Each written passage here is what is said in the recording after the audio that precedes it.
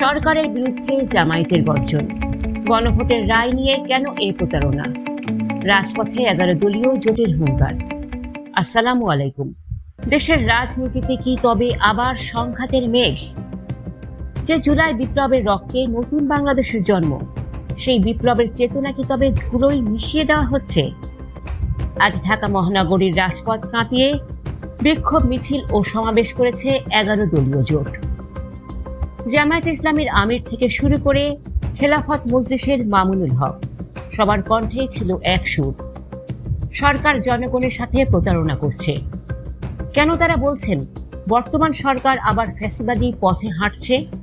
কেন গণভোটের রায় বাস্তবায়ন নিয়ে সংসদে ও রাজপথে শুরু হয়েছে এক নজিরবিহীন বিদ্রোহ? আজকের এই বিশেষ প্রতিবেদনে আমরা 11 দলীয় জোটের সমাবেশের সবচাইতে বিস্ফোরক বক্তব্যগুলো বিশ্লেষণ করব। ভিডিওটি শেষ পর্যন্ত দেখুন। সমাবেশে সবচাইতে কড়া বক্তব্য দিয়েছেন বাংলাদেশ খেলাফত মজলিসের আমির আল্লামা মামুনুল হক।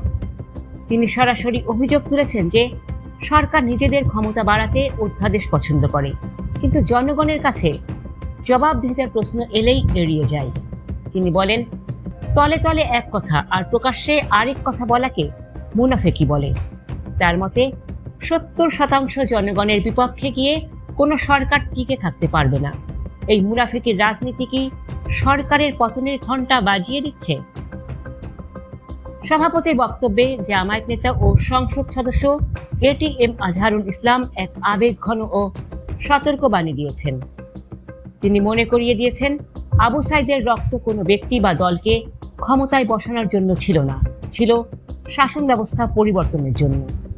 তিনি প্রশ্ন তোলেন, যদি সরকারই জনগণের বিপক্ষে অবস্থান নেয় তবে তাদের অবস্থা আওয়ামী লীগের মতোই হবে কিনা? সংস্কার বাদ দিয়ে কেবল সংশোধন করার যে পায়তারা চলছে, তাকে তিনি নতুন স্বৈরাচারের লক্ষণ হিসাবে অভিহিত করেন। সমাবেশের অন্যান্য নেতারা আরও আক্রমণাত্মক ছিলেন। নিজামে ইসলাম পার্টির নেতা মুফতি মোখলিসুর রহমান কাশেম তো সাব বলে দিয়েছেন, 17 বছরের স্বৈরাচারকে যদি 36 দিনে তাড়ানো যায়, তবে জনগণের রায় না মানলে এই সরকারকে তাড়াতে 36 ঘন্টাও লাগবে না।